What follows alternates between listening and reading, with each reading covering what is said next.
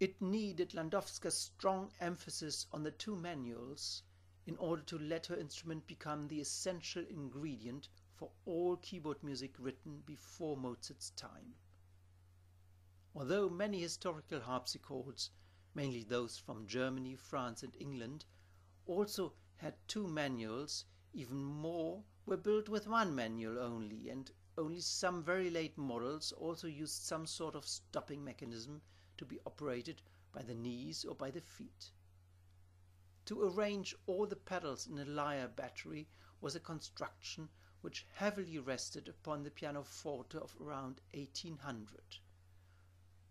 According to iconographic evidence, playing with the stops in order to create a variety of timbres must have been hardly desirable in the 17th and 18th centuries.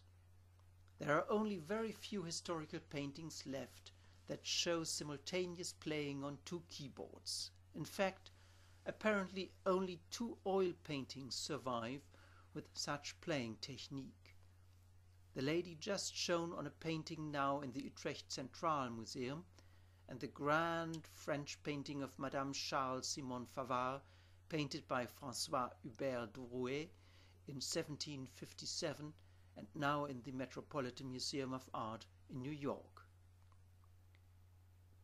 This very painting was kept until 1917 in Paris in private ownership.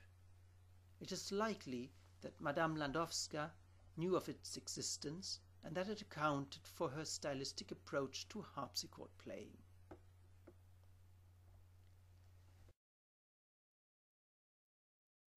From the diary of the 17-year-old composition student. Berlin, May the 9th, 1896. I was here in Berlin at the exhibition of early instruments. Bach's clavicembalo in particular interested me. The instrument has two manuals. One can be played louder, the other more quietly. But the sound is shrill and tinny, and the noise accompanying the tones prevents a differentiation of the themes and appreciation of the wonderful work.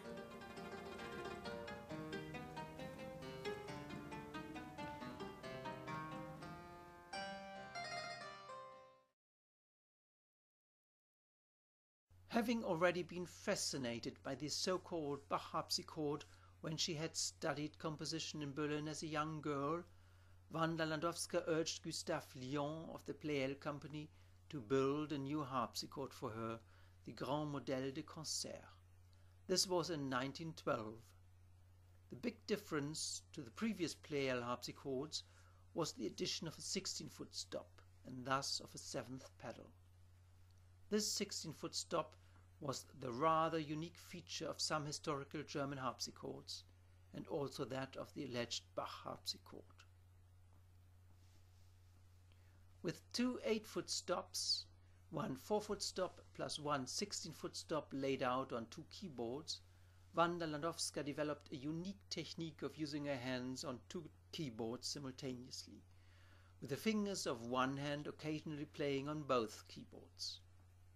This became the visual trademark of her playing, even for those listeners who were inexperienced in distinguishing the actual differences in sound. And sure enough, whenever she played in front of someone famous, she took care that this very moment of playing on two keyboards simultaneously was photographed. Her playing in front of Auguste Rodin in 1908 was heightened by the addition of Leo Tolstoy in the same picture, whom she had visited in his manor house in rural Russia a little bit earlier, and of which a separate photo had been taken and published. When her friend, the writer Rainer Maria Rilke, visited her at her Montmartre flat in 1925, she had also this event photographed and played on the two manuals.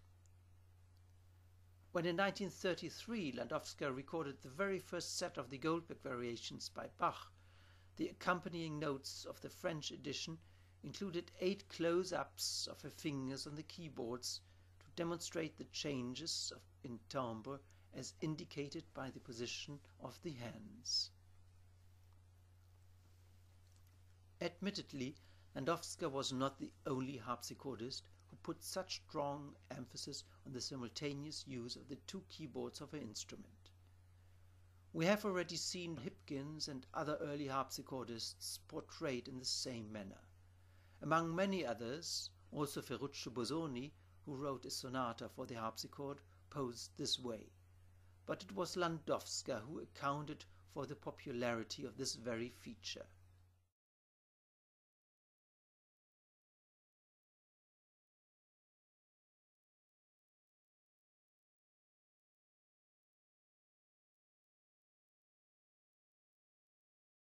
Her pupils followed suit.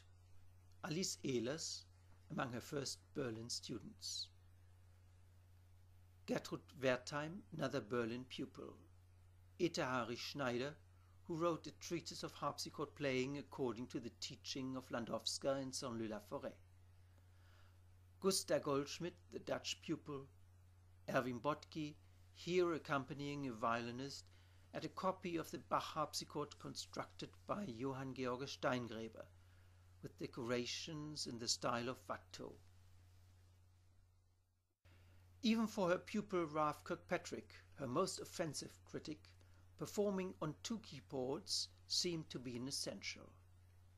And also performers whose training did not directly go back to Landowska let themselves photograph in the same manner. Jella Pessel as well as Pauline Aubert, the American harpsichordist Sylvia Marlowe, as well as the German composer and harpsichordist Ruth Zechlin.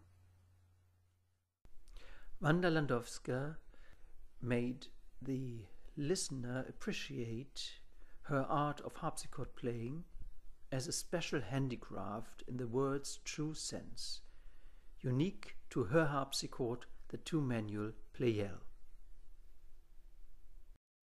To advertise for her New York debut in 1942, after her immigration, one of the well-known pictures of her playing the instrument was used.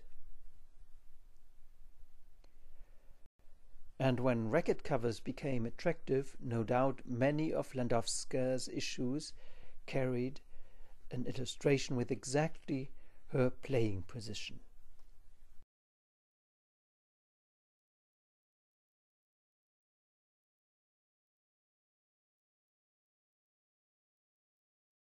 With the advent of the Dutch-Swiss-Austrian school of harpsichord playing, all this changed, in terms of sound and equally in terms of visual representation.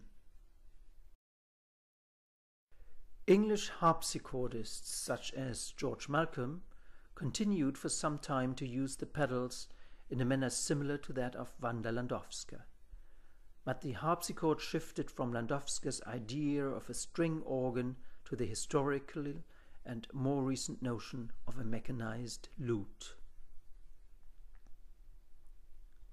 But arguably it needed Landowska's strong visual emphasis of the handicraft of playing a stringed organ in order to place the harpsichord within the world of early music as an instrument in its own right and not just as a predecessor of the pianoforte.